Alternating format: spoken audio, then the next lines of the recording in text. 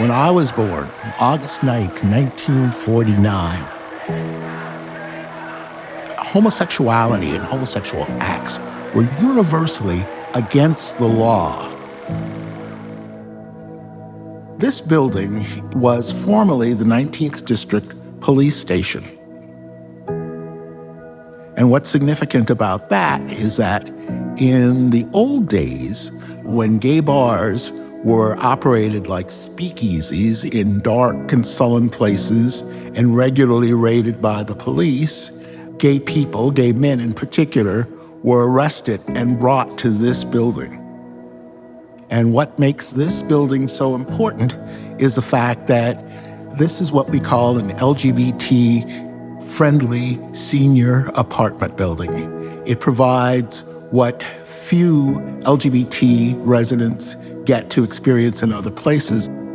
Oftentimes, to obtain housing or other services, LGBT people have to go back into the closet, meaning they have to deny their authentic selves and their authentic lives.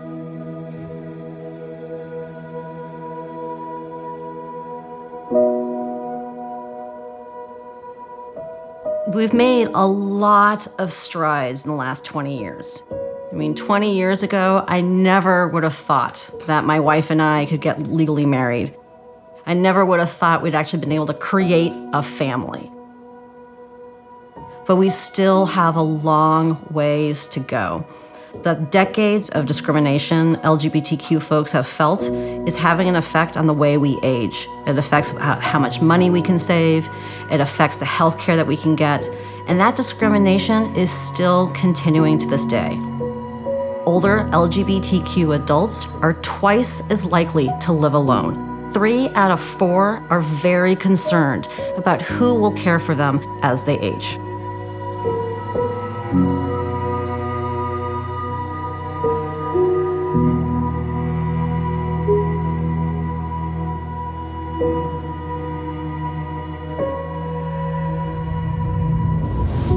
We want LGBTQ older adults to be seen and to be counted. Their stories of resilience and strength must be told.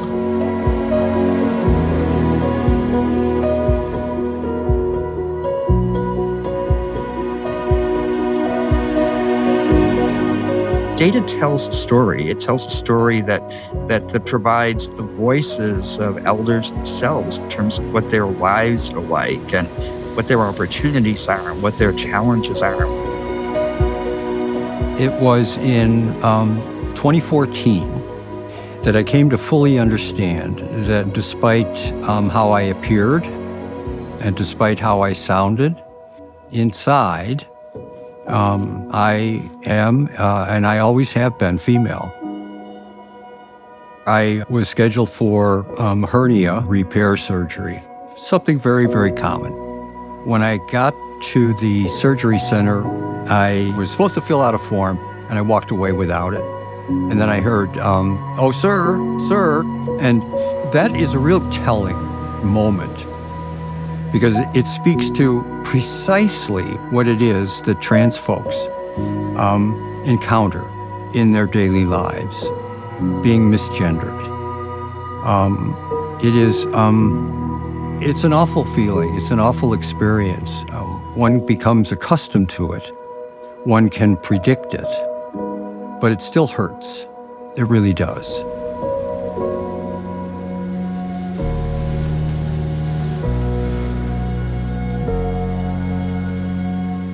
As an older LGBTQ adult myself, we know that caregiving is very difficult as we age.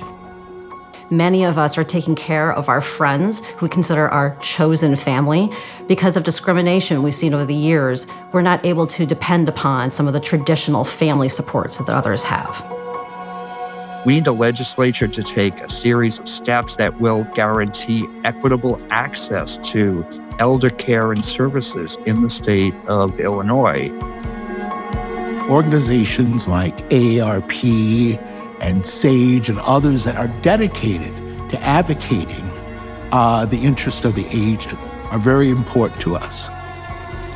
What's needed is not only policy changes, we need change of hearts. That's what we need. That's what I hope for. We are prepared to live actively and to contribute passionately until the day we die. But we don't want to die before that. We don't want to be socially ostracized. We don't want to be distanced. We don't want to be isolated. We want to live. We don't want to be erased.